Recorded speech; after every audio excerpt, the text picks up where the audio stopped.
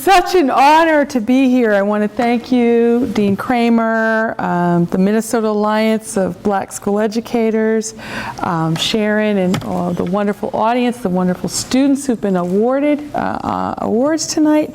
It's so flattering to be in this company. When I look at the list of speakers who've gone before me, it's actually quite intimidating. I hope I can live up to the billing. I want to begin, I want to do two things tonight. One, I want to remind you why integration matters. And two, I want to give you some hope that we can create a multiracial politics that lead us to saner public policies that promote real inclusion. So first part, why integration matters. I'm assuming that based on my conversations at dinner that some of you are converted on that and others may need to be reminded, I'm not sure. But America's changing rapidly before our eyes.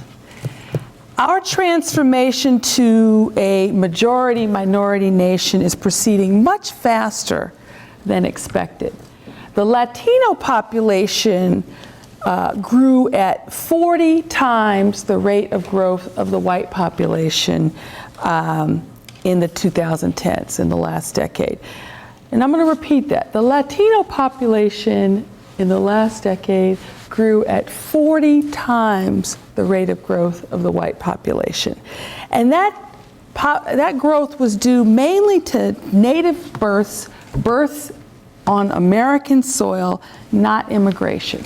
The rates of growth of the Asian population, particularly South Asians, are equally great.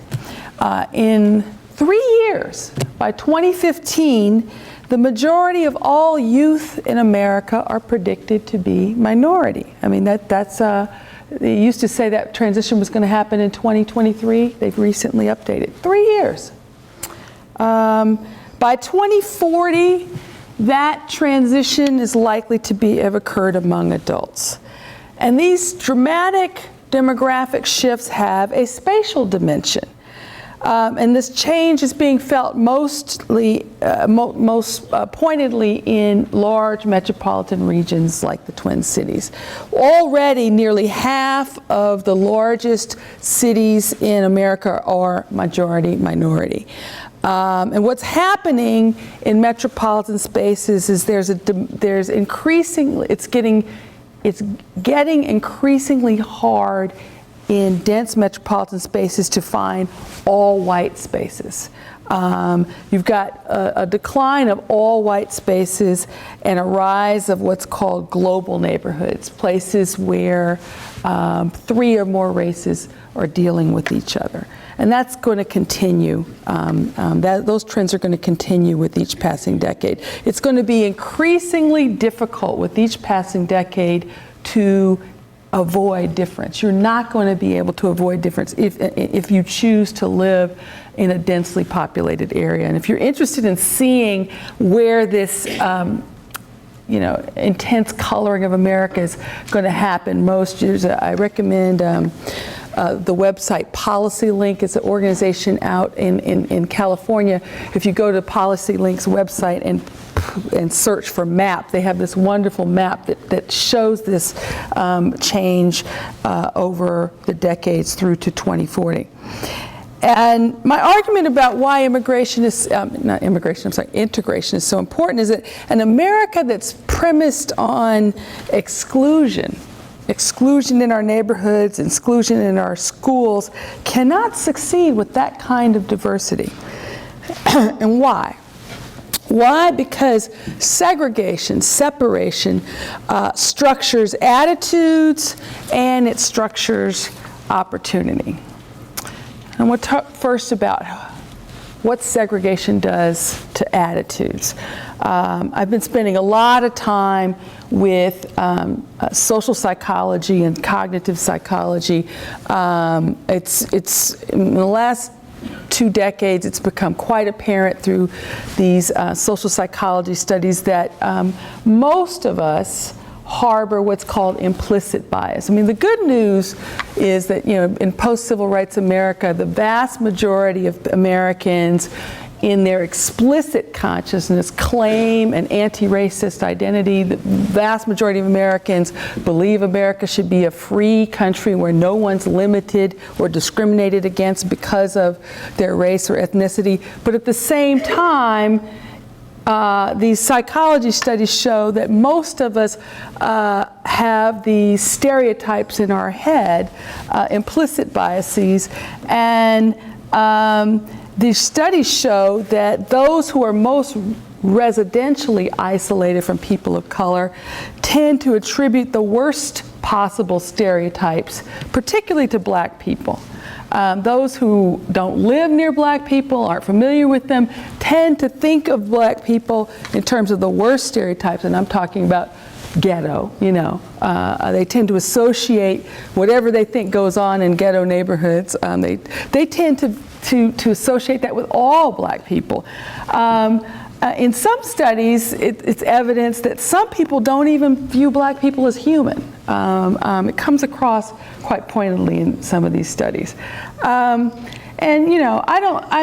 This whole phenomenon around the Trayvon Martin case, I don't profess to know what was on George Zimmerman's mind, but there are a lot of studies about implicit biases that show that people who harbor these biases are more apt to pull a trigger, So in a very diverse environment, it's dangerous for people to be separated because it tends to contribute to stereotypes and fear about the other.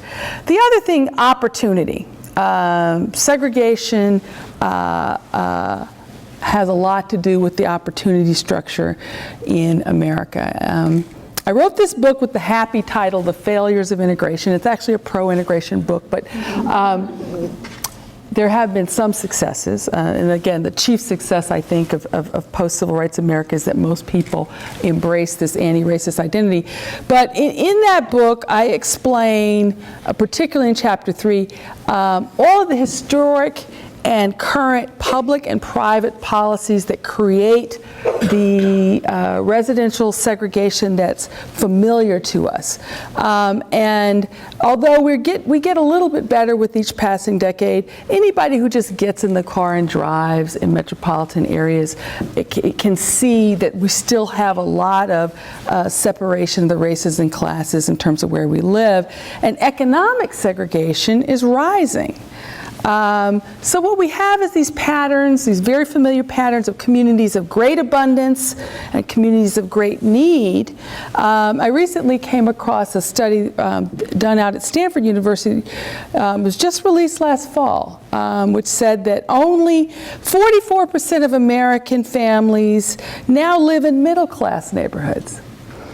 That's down from 65% in 1970. I mean, I could tell from some of the gray hair in the room. Some of us in this room actually came of age or lived in the 1970s. It was much more common to sort of have a stable middle class environment to live in the 1970s. So our system of residential exclusion, which I describe in that book, which is the result of decades of intentional policies, and which was created largely for white middle-class people, is not really even working for white middle-class people anymore.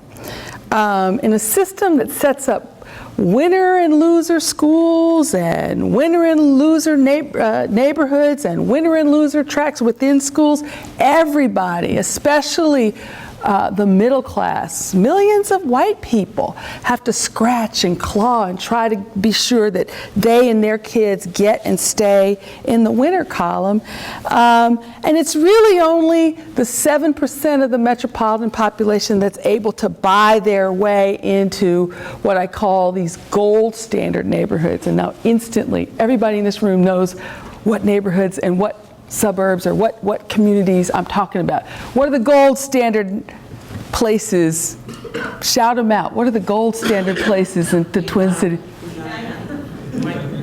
Everybody knows them, right? I didn't quite get the names, but you all know them. I don't necessarily know them. But the only people who are truly winning in American society is the people who can afford to buy their way into those communities.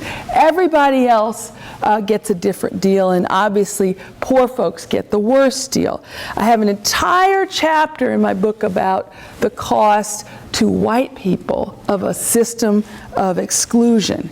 But since I was invited here to talk about educational equity, I want to focus on the particular costs of separation in schools. It's no secret, and from the little bit I read, I did a little bit of homework about the Twin Cities context before coming here. It's no secret that American public schools have been rapidly resegregating. Since a series of Supreme Court decisions in the 90s in which the Supreme Court basically told federal courts it's time to get out of the business of policing school disorders, desegregation orders, what's happened is many school districts, if not most, have returned to neighborhood schools that simply replicate residential segregation. And now we're at a point where Black and Latino kids are more segregated than they've ever been in the last 30 years, to the point where the average existence for a Black or Latino child in public school today is one where at least half of their peers, most of their peers are minority, and at least half of their peers are poor, and that's the averages. We all can point to racially identifiable schools where you can find 60, 70, 80% of the kids on free and reduced lunch. Meanwhile, the average existence for a white child in public school today is exactly the opposite, one where most of their peers are white and middle class. And many, many years of research show that that the number one predictor of the performance of a school is the socioeconomic background of the kids. So it's not surprising that we have a Black-white achievement gap. It is very, very difficult. If you want to talk about educational equity, and as I was, writing that book, my first book, I clerked for Thurgood Marshall. I drank the Kool-Aid. I believed in the ideal of integration. I wanted to hold on desperately to that ideal, but we all know how hard it is. I initially set out to think about, let's forget about integration. Let's just try to, make the schools quality equal. I hate to say separate but equal, but at least let's just make them excellent. But the deeper I got into the research, every single example of success that I could find tended to involve some degree of integration, of the racial kind, if not the class kind. It is extremely difficult to educate any children of any race well in the context of high poverty. The research shows that two innovations that seem to work is small class sizes. If you reduce the class sizes and put an excellent, experienced teacher in front of kids, then in a high poverty context you can get some quality outcomes. But that requires resources. If you look at, and then there's all these other problems. There's all these other, and I'm not afraid to talk about culture. I talk about forthrightly in my writing about there's an alternative culture typically in a high poverty setting. We could talk more about that in the Q&A. But Jeffrey Canada and the Harlem Children's Zone, which President Obama likes to tout, which is doing well with low-income kids, has an annual budget of $40 million. $40 million for this.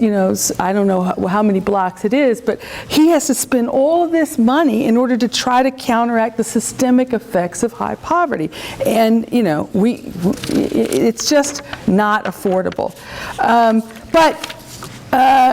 The response of people who don't live that reality, who don't have kids trapped in high poverty schools, may be, well, that's not my problem, right?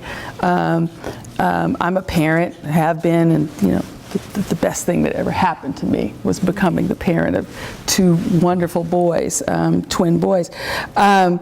But I once had this devastating conversation not long ago with an African American parent who was a lawyer like me, doing well like me, and she said that becoming a parent makes you ruthless, and she was talking about how she was having a hard time staying in a public school where she said the city that she lived in was dumping, this was her words, dumping high poverty, out of boundary kids into her child's good public school. And as I said, people may intend to say, well, those high poverty schools, that's not my problem, but actually it is your problem. There are a number of studies which show that metropolitan regions that have high degrees of segregation in the absence of any strategies to have integrated schools tend to have more destabilization in neighborhoods. They tend to have more white flight. The region as a whole suffers socially and economically when you have these intense patterns of segregation. Meanwhile, when you have the right housing and school policies in place, you do get better educational outcomes for kids, and you get stabler communities that bring all people along. Stabler communities where you have less stress and anxiety, less of this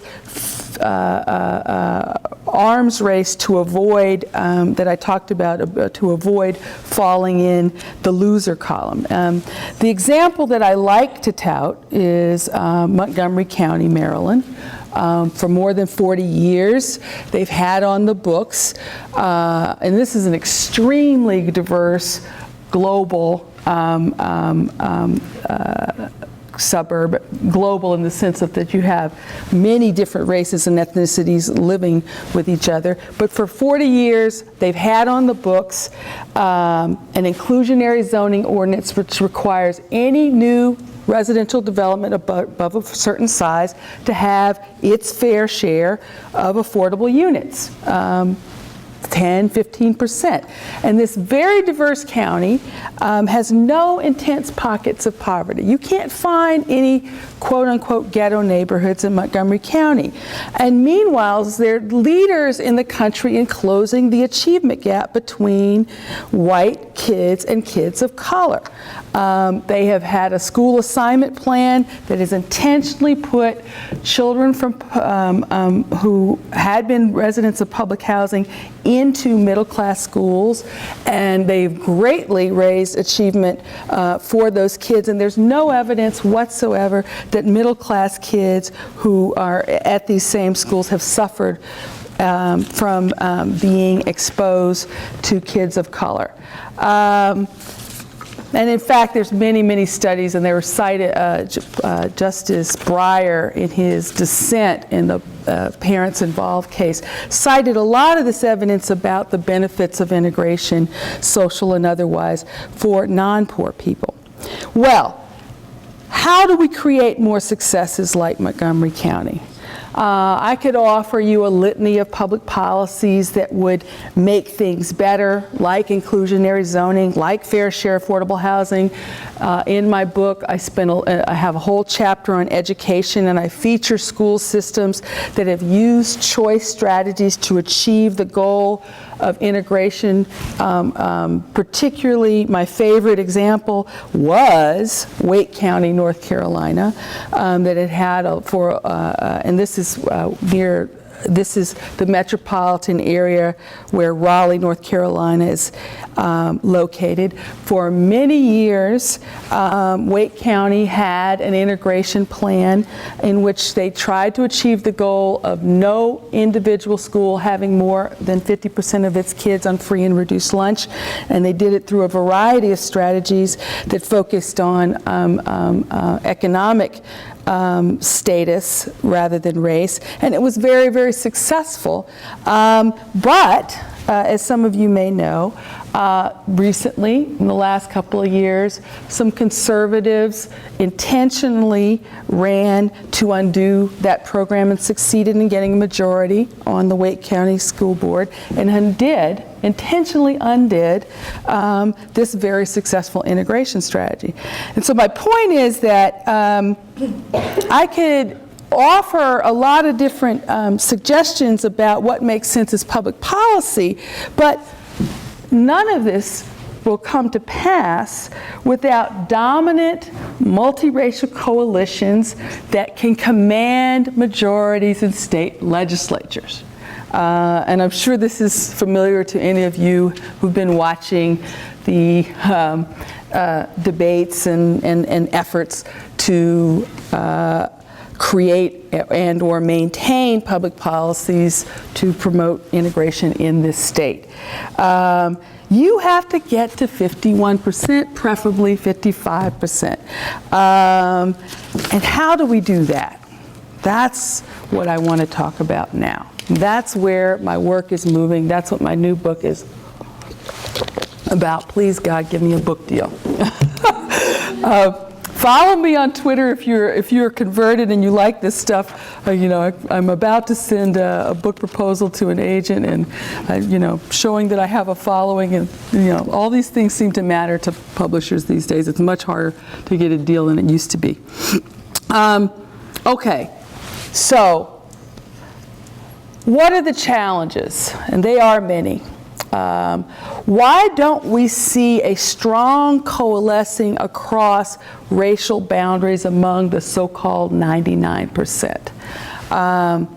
As I said, we've moved very far. The chief victory of the civil rights movement is that we do have a collective anti-racist American identity that is broadly shared, but why hasn't this ideal translated into multiracial political power that can lead to saner public policies that narrow rather than widen gaps of race and class inequality? Well, I've been spending a lot of time thinking about it, and here's my analysis. And most of this comes from social psychology, this body of cognitive research about what really goes on in our heads.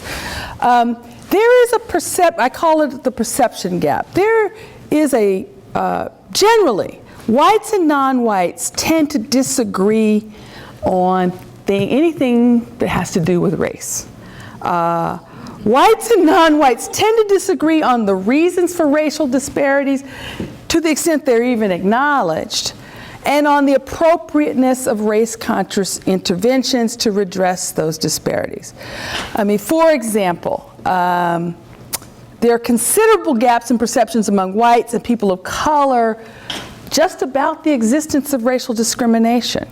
It was fascinating to me that there was a recent poll out about this whole Trayvon Martin's tragedy. And it was fascinating to me that most black folks and people of color thought, well, of course this is about race. It seemed obvious to most black people. Thought it was obvious to them that, this guy was profiled and this guy was pursued and perceived as threatening because he was a black kid. But whites tended to disagree, that it wasn't really about race, and George Zimmerman was just a crazy guy, a vigilante and delusional or whatever, but that this wasn't about race. And that's an example of the perception gap. In 2009, the Pew Research Center conducted a survey, and they found that 54% of whites believed that the country had made the necessary changes to give African Americans rights equal to whites, while only 13% of blacks believed this. Hispanics who participated in this survey were equally divided on the question. Now, one psychology study I came across was quite illuminating about why this perception gap. This study suggests that whites and people of color tend to have different perceptions about the extent of racial inequality or equality because they have different frames of reference. Whites tend to compare today to our virulently racist Jim Crow past, and obviously we're much better than we used to be. Meanwhile, racial minorities, people of color, tend to compare the present to a future ideal of equality. And in fact, in recent studies, whites are more apt to perceive discrimination against themselves than against racial minorities.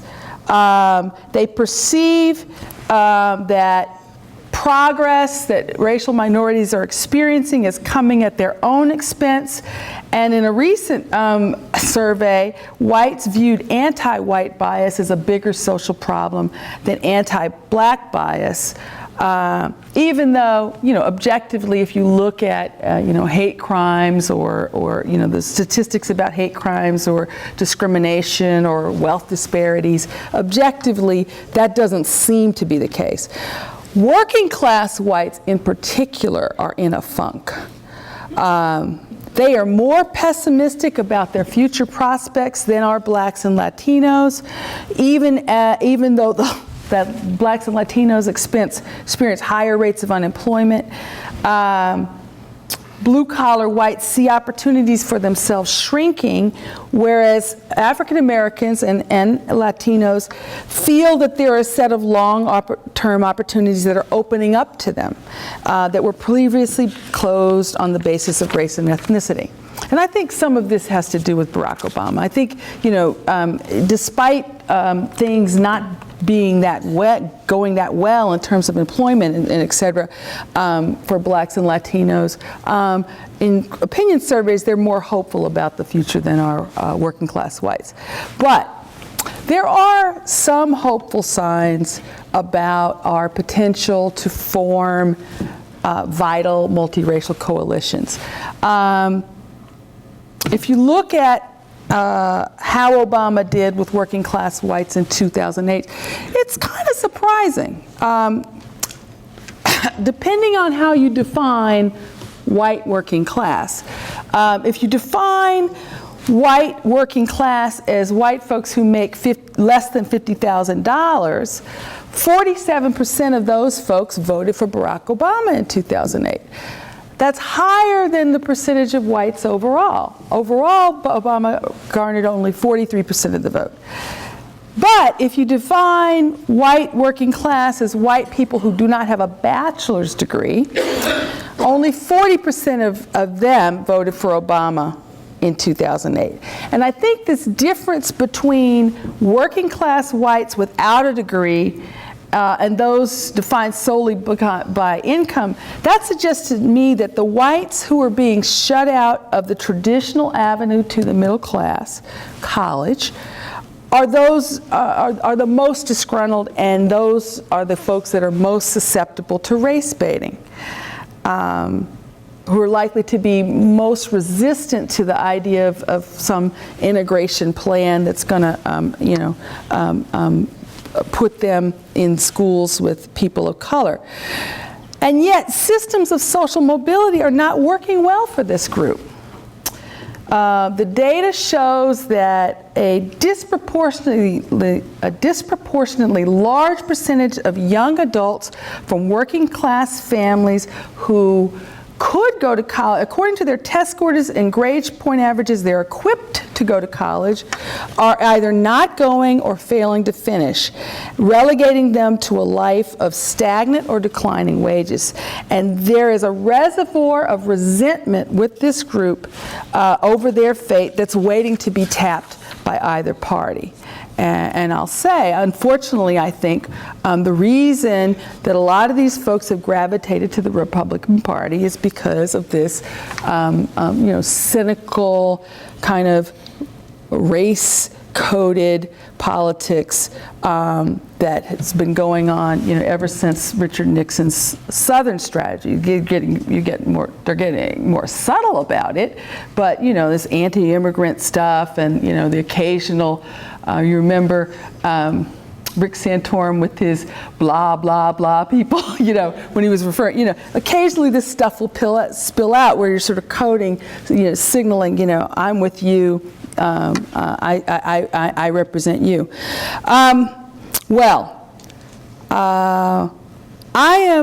I remain optimistic despite these challenges, despite the perception gaps.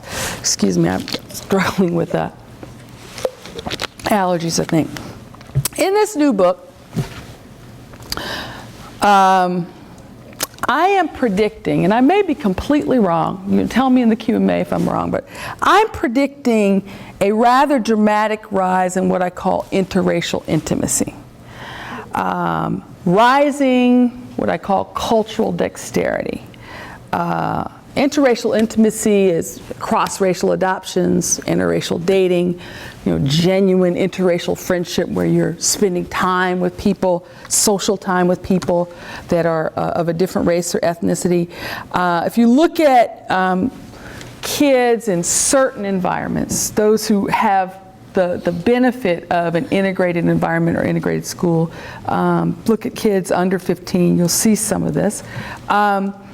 So I'm predicting that we're going to have more and more of this interracial intimacy, and we're going to have rising cultural dexterity because of this rapid demographic change. As I said, even if you if you're not particularly what I call an ardent integrator, even if you're not yourself dating across the rainbow or adopting a child from a different race, just living in these dense global neighborhoods is going to increase interactions, and there are going to be more people who are developing comfort with difference. And cultural dexterity is the ability to walk in a room and be outnumbered by another group and experience that with a sort of like, well, I can hang, I can deal with this, rather than the flight or fight reaction. And my favorite example of a culturally dexterous white man is Bill Clinton. I worked for him and I saw it. He, as far as I could tell, he was happier being in a room with all black people than he was with his own people. This guy, had great cultural dexterity, very, very comfortable with other people. My argument is that with rising cultural dexterity and changing demographics, it's going to get easier with each passing decade to get to 51%, both nationally and locally. And I have a rather blunt and it may be discomforting message. I've tried to distill into sort of 10 points, my rules for activists, people who care about this stuff and are trying to get the right policies in their given context. And my number one rule for activists is you don't have to convince all people, only most people. And I say, forget about the crazies.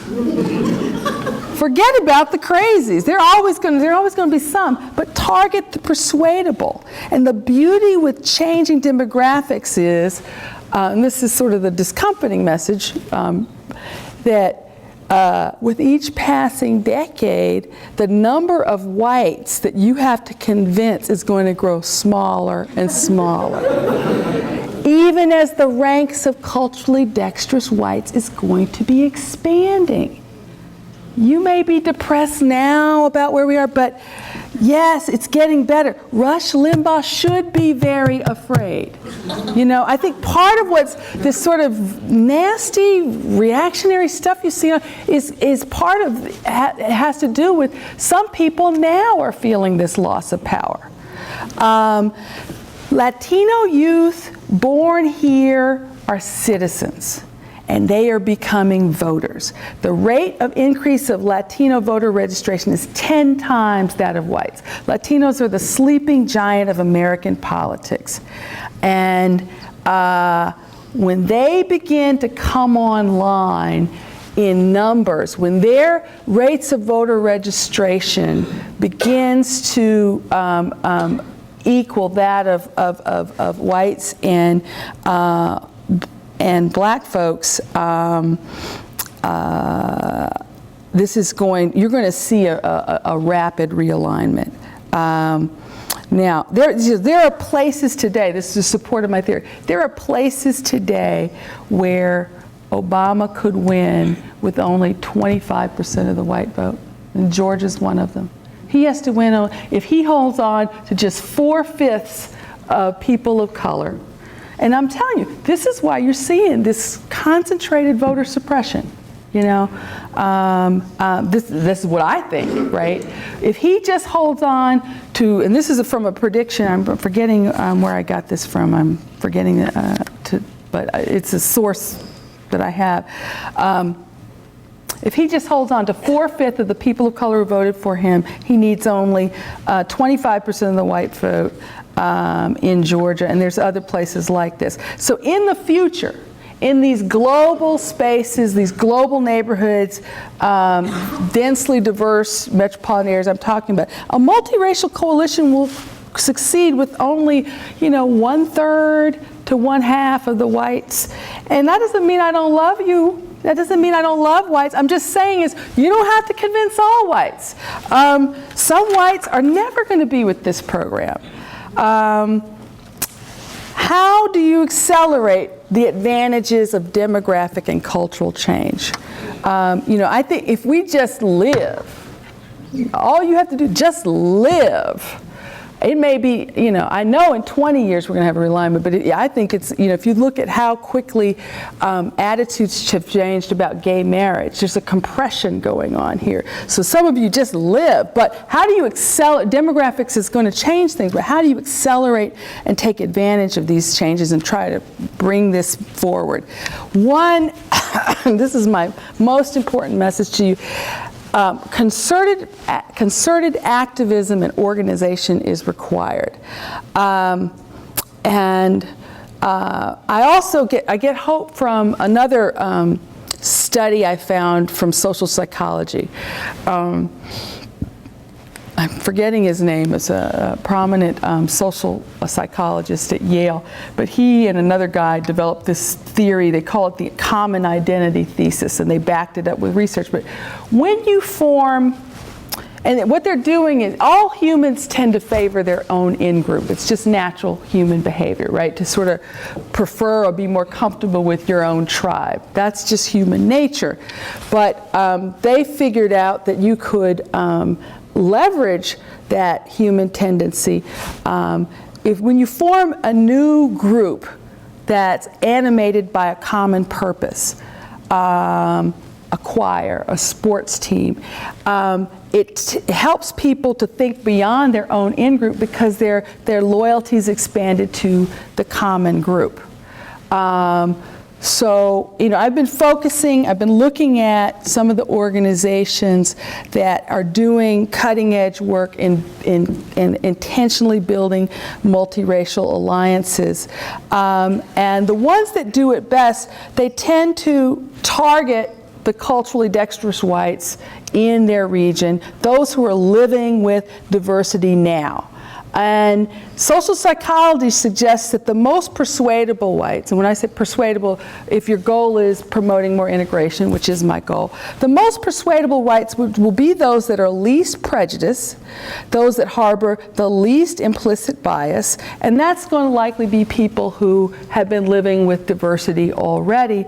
But according to a 2008 study published in the Personality and Social Psychology Bulletin, whites that register the least prejudice in these studies are very similar to racial and ethnic minorities in their views about race relations. They anchor their perceptions about racial progress not to our Jim Crow past, but to a future ideal. And they are more apt to say in opinion polls, as do racial minorities, that more racial progress is needed, and they are more likely than more prejudiced whites to support race-conscious policies like affirmative action, like a conscious integration strategy. And where will you find these whites? Where would you find them? Some of them, I think you're in the room, right? Or you wouldn't be here, I think. But leaders of cutting-edge multiracial alliances argue that declining, predominantly white suburbs are key to building any winning coalition in a metropolitan region. They are the swing districts in most elections. These districts epitomize the struggling or disappearing middle class. They often have more than their fair share of affordable housing. They're experiencing an influx of immigrant populations. Their fiscal and demographic condition is much closer to that, that of the urban core than more affluent suburbs. And direct attempts to create, sustain, and deepen coalitions between these swing districts and communities of color are critical to achieving dominant political power.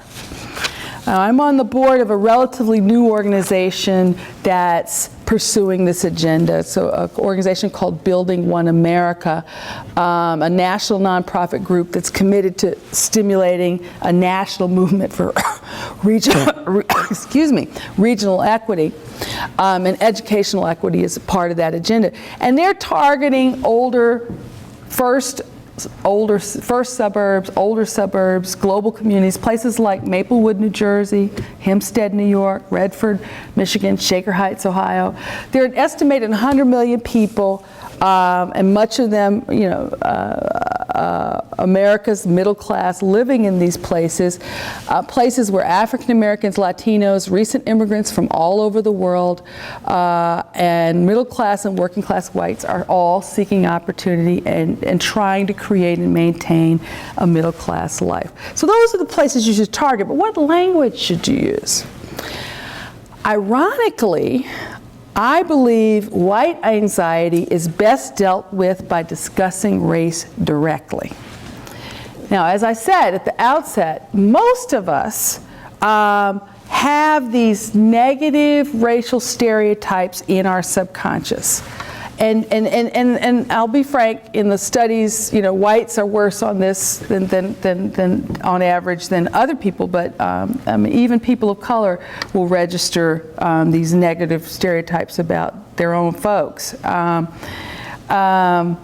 if you don't frontally address race, then people are going to continue to act on these biases. If you have a debate about fair share affordable housing, if you don't bring race out to the open, of course people say, don't bring those Section 8 people to my neighborhood. You have to talk about it. So failure to discuss or directly counter these negative frames will likely result in failure to garner any new majority political consensus. If reducing racial disparities is your goal, you have to discuss race. But what language do you use?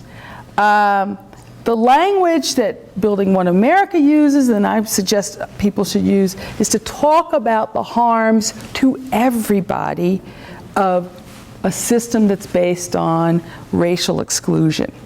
And this is a different tack. About a decade ago, Lonnie Guinier and Gerald Torres wrote this book, The Miner's Canary, in which they proposed that you use sort of the condition of black people as a diagnostic for the nation. But I think the key is not that racial disparities need to be closed, but the key argument to white people is that the same forces that cause racial disparities are also harming you. Organizations like Building One America, the Gamaliel Foundation, which is the foundation where a young man named Barack Obama learned community organizing, they never back away from discussing race. Instead, they use race as a weapon, branding the system, never individuals. The system is promoting and perpetuating racial and economic segregation while offering an alternative vision of diverse, stable communities that could be model cities and suburbs. And they do it in a way that engages people in conversations about race that are sophisticated, powerful, and relevant to their lives. in some of my writing, I've cited, one of my favorite examples is an organization called the New Jersey Regional Coalition. And this is a multiracial organization in New Jersey that's been at the forefront of the fight to maintain and strengthen that state's Mount Laurel fair share housing law. And he says that Paul Scully, the executive director of the organization, has told me that whites who have participated in these discussions have told him this is the most empowering and eye-opening experience I've ever had. It's a context where I get to talk about race and understand how race affects me and harms me, you know. And he says most whites, when you frame it that way and bring them the data, are attracted to the argument and attracted to the fight. And I'll give you an example that resonates with this idea. How many of you are familiar with this book, The New Jim Crow? Okay, quite a few hands up. Michelle Alexander wrote a book with the happy title, The New Jim Crow. You would think that would be alienating. That book has sold 175,000 copies. I'd like to have some of that pixie dust, right? But 175,000 copies. And Republicans, there was an article in the New York Times recently, Republicans have started picking up that book and reading it and citing it, you know? And it's a book about the racialized system of mass incarceration in this country and how and why it came into being, and the way in which it's destroying neighborhoods, but it's also destroying our country. And the reason folks like Pat Robertson, you know, ultra-conservative Pat Robertson, is, you know, starting to play around with the idea of legalizing marijuana. It's people are beginning to see that there's a common harm. I mean, California is crushing under the weight of this prison system. They're spending more money on prisons than they are in higher education. It makes no sense, you know. So the racism that animated that system, and it is a racist system, you know. The individuals who are operating it are not necessarily, but it's institutional racism. Everybody's being harmed by that.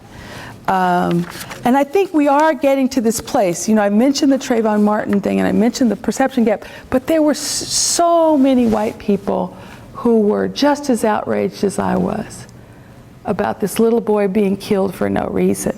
There were so many white people who I think saw him as the nation's child, not just the Martin's child. So the good news, I think, is that the possibilities for better race relations and for serious inclusion are better than we think they are. I haven't even talked about the impact of social media and how that may be compressing the timeline of cultural change. The bad news is that any activist who commits to working on these issues never gets to stop fighting for what she believes in. If you look at our history, every single time you have a situation where black and white, or people of color, I should say, and white folks get together around a progressive idea, when some dangerous white people get together with some dangerous people of color, you have a backlash. And Reconstruction in the South created the system of public education. And it was a biracial coalition of Northern carpetbaggers, Southern Unionists, and men of color, like my great-grandfather, who got himself elected to the Alabama legislature in 1874. They created free public education for the first time for people of color and poor whites. And of course, Reconstruction is followed with 100 years of a system of white supremacy in that state. You know, when we have a civil rights movement. The civil rights movement, yes, it was largely a black-led movement, but it really didn't gain traction until people around the country, watching the children of Birmingham get hosed and have dogs, began to identify with this. And people like, I always get her, I can never pronounce her name correctly, Viola Louisa, how do I pronounce it? Louisa, I never get her name correct, but people like her, she leaves her 4 or 5 children and drives down to be involved with the civil rights movement in Alabama because she began to see it as everybody's fight. That movement is followed on by this, multi-decade cynical race-coded politics that worked. The Richard Nixon's Southern strategy that's designed to divide people of color from working class whites. So there are always going to be forces that are threatened by multiracial activism. I think it's fair to say we've seen a rather pointed backlash to the 2008 election, the multiracial coalition that elected Barack Obama. It's much easier to exploit racial fear than to do the labor-intensive work of trying to transcend it. But I choose to be optimistic about this country. I have no choice. I have 2 5-year-olds, 2 black boys.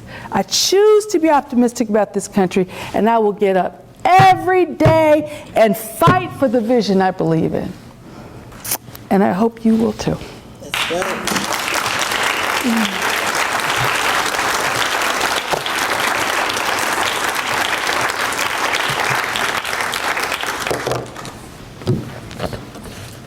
If you don't mind, I'm going to take this off. I'm hot. Well, that was wonderful and fascinating, and I would ask you to put your, we're being recorded for the media and for play later, and so I'd ask you to put your questions on an index card, and you've got folks coming around to pick them up so that we can get them through the mic and on the recording. So get your question on an index card, and we'll get it right up here and get it asked. But while we're doing that, I've got a couple myself. So we've got a lot of teachers in the room. I know some folks from around the metro area who are teachers, and we're thinking about being educators in the public education system. I really like this idea about cultural dexterity and that idea to the ability to be in the minority in a room and be comfortable and really interacting and engaging. So given your knowledge of social psychology and our context that we're amongst many really great and committed educators, what are your thoughts about how we teach, promote, or support the development of that in schools? How we teach cultural dexterity? Yeah. I don't know if it can be taught. I think it just has to be lived. I know that in high schools, it tends to start around junior high. I know there's this phenomenon of social segregation that you'll see. People tend to focus on the black kids at the table and not the white kids at their table. But I think cultural dexterity, you have to create institutions that are inclusive, and that's a context in which people experience difference. It's not enough to have a school where you just throw a bunch of kids who are different together. You have to, the institutions that deal with diversity well are conscious about being culturally sensitive, about creating an environment in which everybody truly feels like they're valued and their voice, their culture is heard, and that takes work.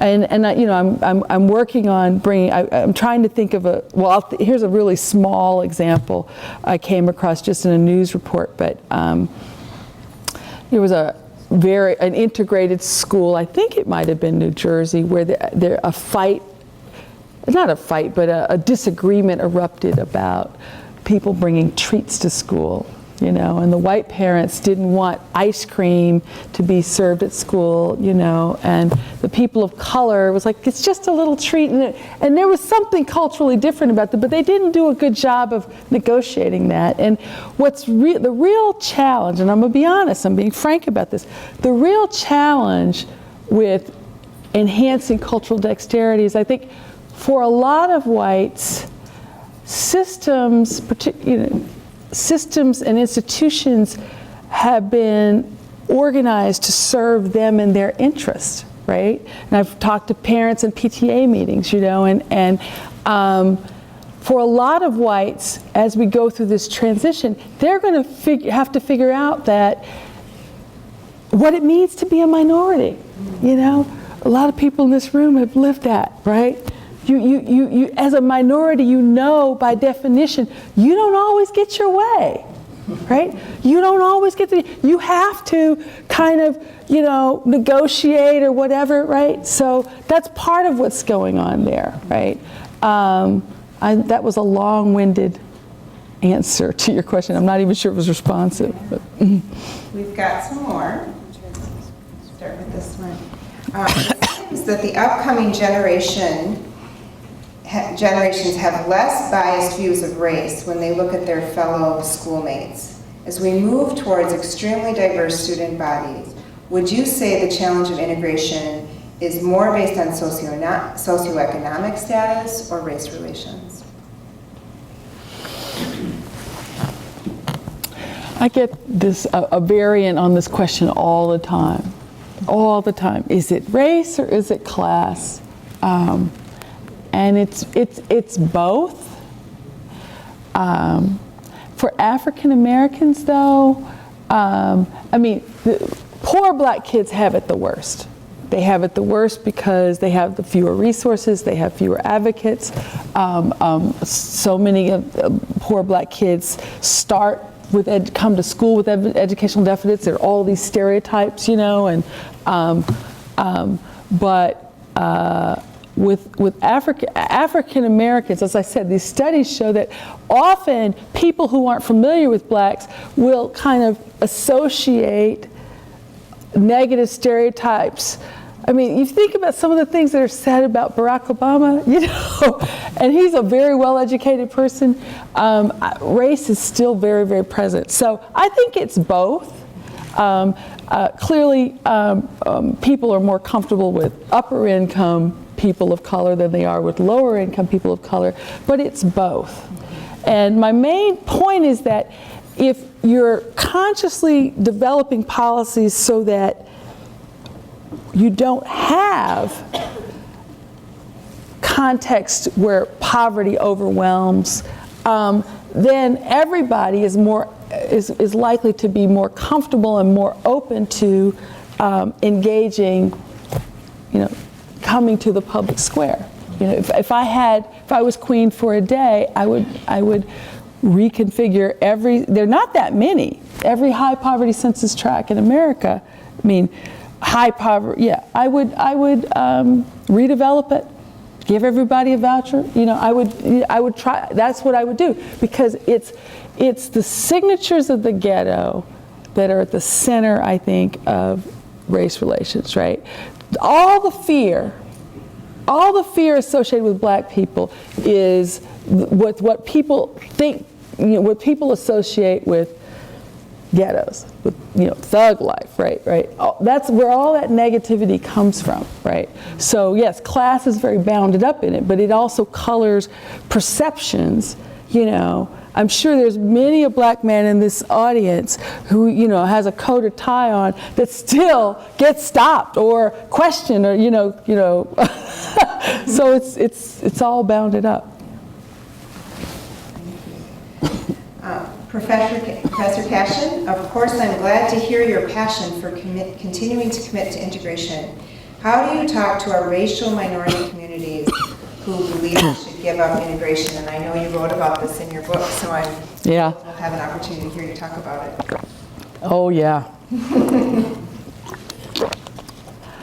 Well, you remember when we had the, in 2004, when we had the 50th anniversary of Brown, and I think almost every institution had a Brown at 50 forum or whatever. I mean, I must have spent a year just on a Brown at 50 circuit.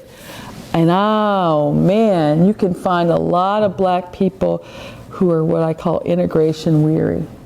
And there's studies that show this in the 70s in opinion polls, if you asked black people what their ideal neighborhood was a neighborhood that was half black or half white. And when the people who did that survey went back, I think in the 90s, and asked black people, I don't think it was a national survey, but asked the same question.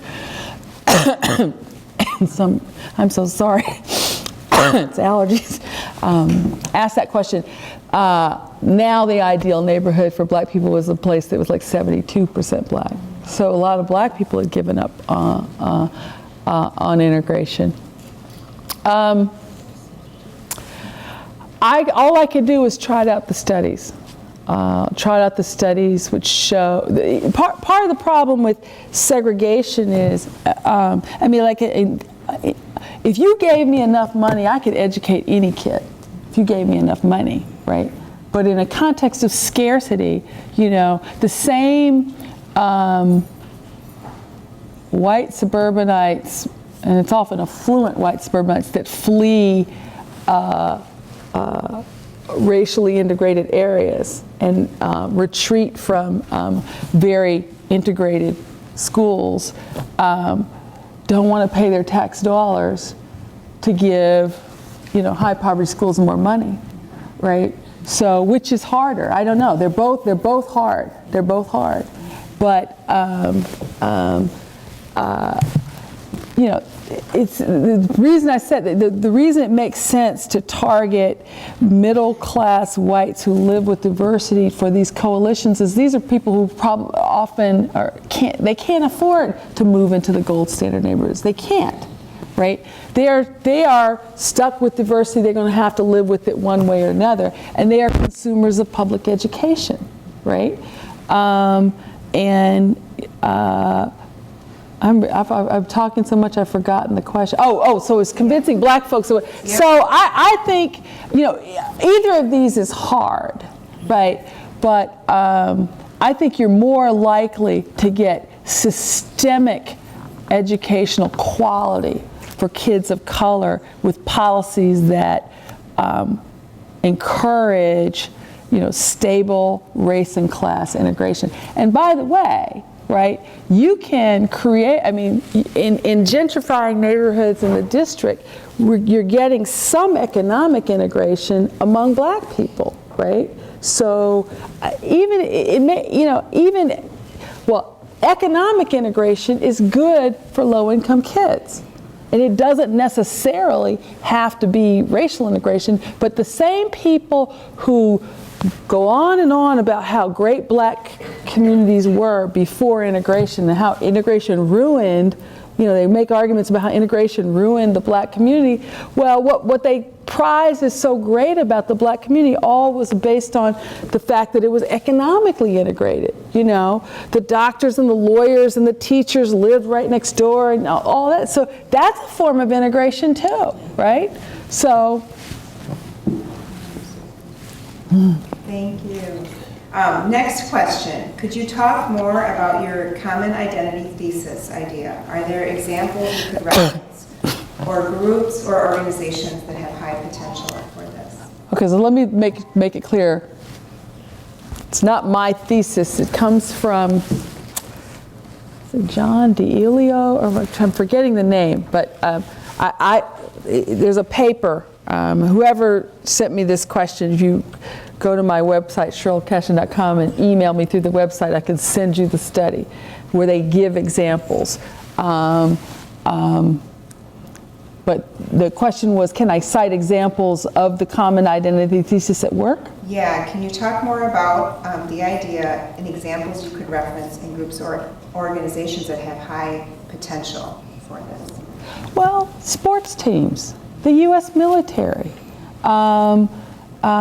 If you've ever talk to somebody in the U.S. military, I'll give you an example. When I grew up in Huntsville, Alabama. I went to a public high school, and the kids from the Arsenal, the Army, the huge Army base in Huntsville, Alabama, Redstone Arsenal, all went to my school. And this was in like 76, I'm dating myself, this was like 76 to 80. And they were interracial dating in the 70s in Alabama. They just did, they were like, it was like they were in a different world, right? They just didn't see race. They were all Army brats. Who was the senator from New Jersey who played in the NBA, Bradley? Right. People who played sports often are culturally dexterous, right? I got an article I read recently about an integrated gospel choir, where this group intentionally created an integrated gospel choir. And I've seen a couple of these. My niece is at the University of Maryland, Baltimore County, and they have a gospel choir there. This is one of the most diverse colleges in the country. They have a gospel choir there that's very, very integrated, right? And it's just what I plan to do in this book is call on everybody to have just one experience, just one, where you're experiencing being outnumbered and you're part of a group that's intentionally integrated. And just experience it and live it, and live trying to negotiate that. I think we would all be better off. It's not a panacea, but I think we would all be better off. And I'm frank about it. The people who most need that experience are white people. All right, here's another question for you. In relationship to this idea about cultural dexterity, are the Bill Clintons of the world comfortable in a room of non-whites due to feelings of internalized superiority?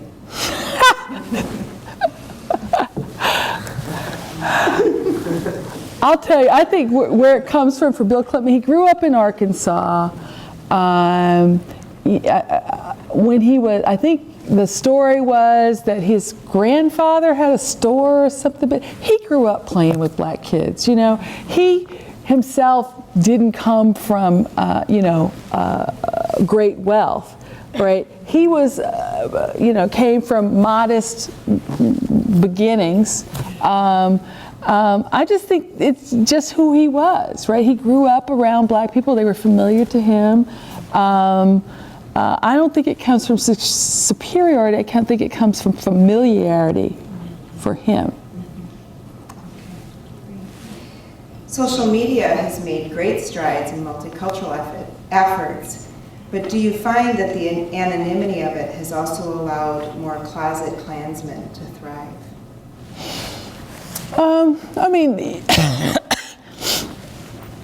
There's a lot of ugly stuff on the internet. Obviously. But the thing I was alluding to was this fairly new phenomenon of these campaigns.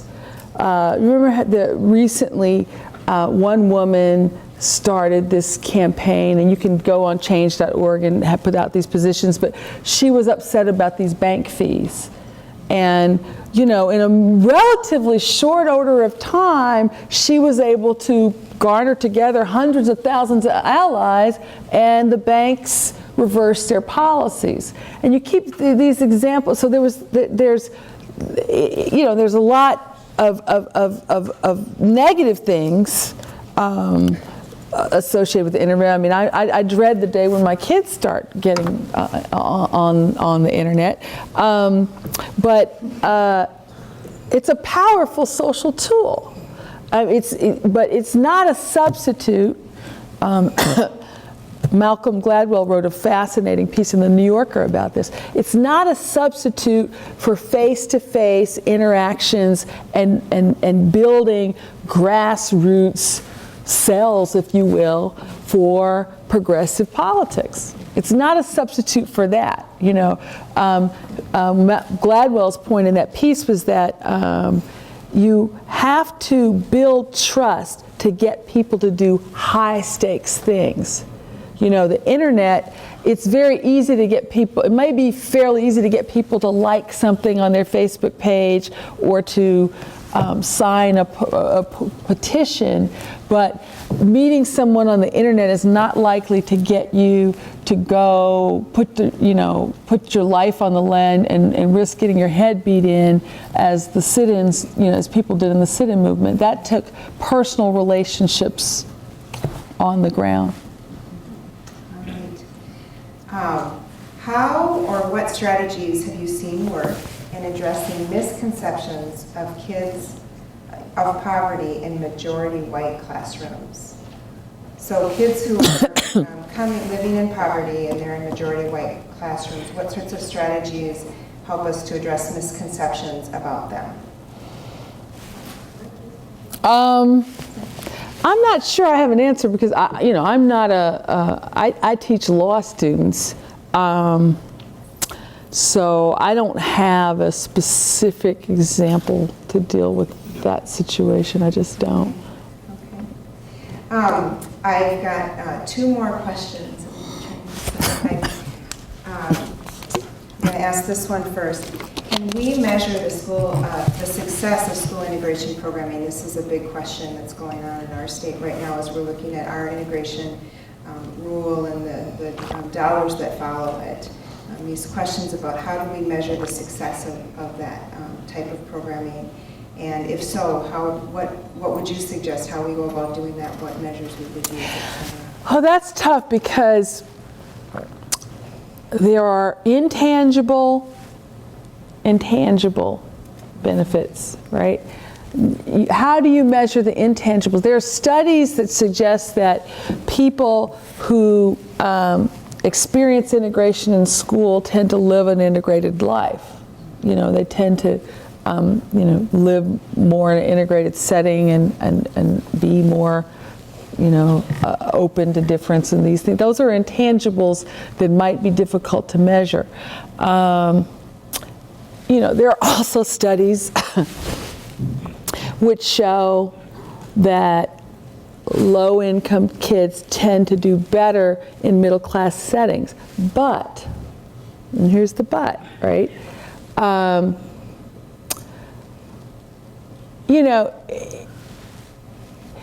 If you think you can take a kid that's been in a very high poverty setting and may have, and I was on the board of the Duke Ellington High School in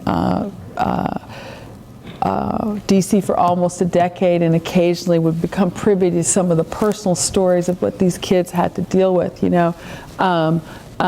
you think you can just take a kid and then plop him down and say, okay, now go do it, you have to have supports. You have to have supports.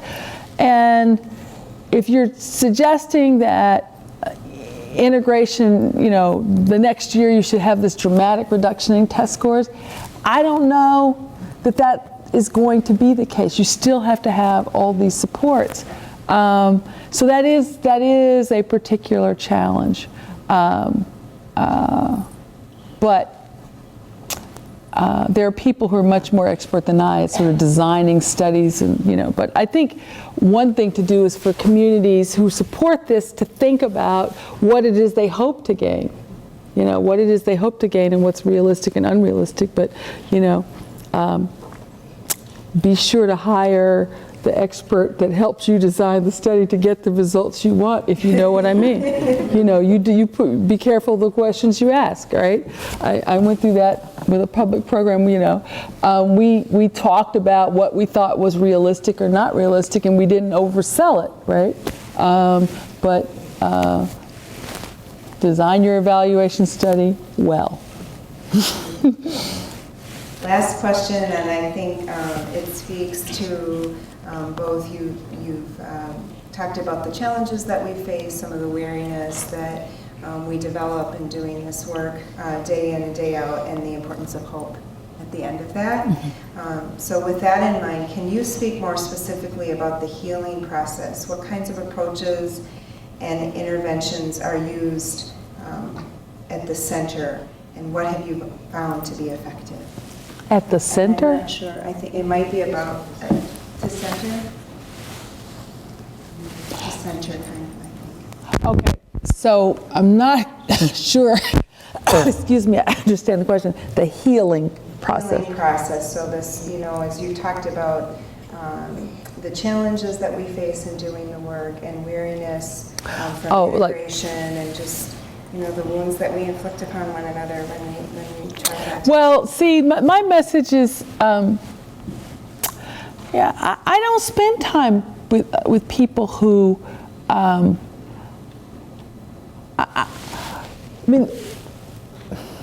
want to be careful how I say this, right?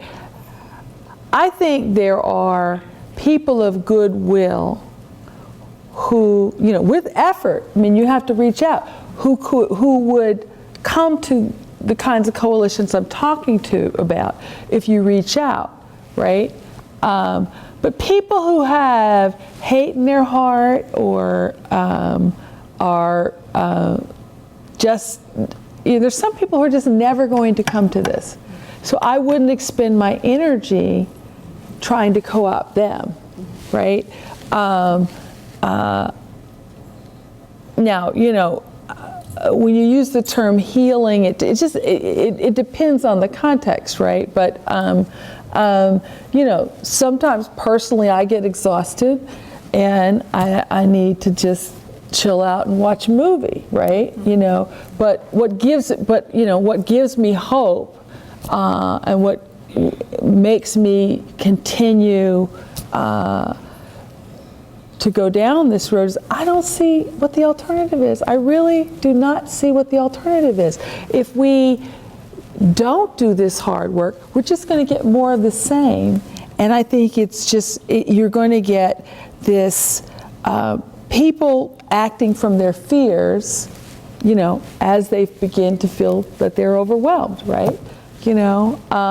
So there have to be people who try to do this work and build bridges and educate people about how our public policies are undermining really everyone except, extremely affluent people. But, if on days you're tired, just take a break. And, just take a break. Any closing words you would like to share with us? Oh, I just want to say thank you for coming, and I will be out there signing if people want to sign. Thank you. Thank you so much for coming. Thank you.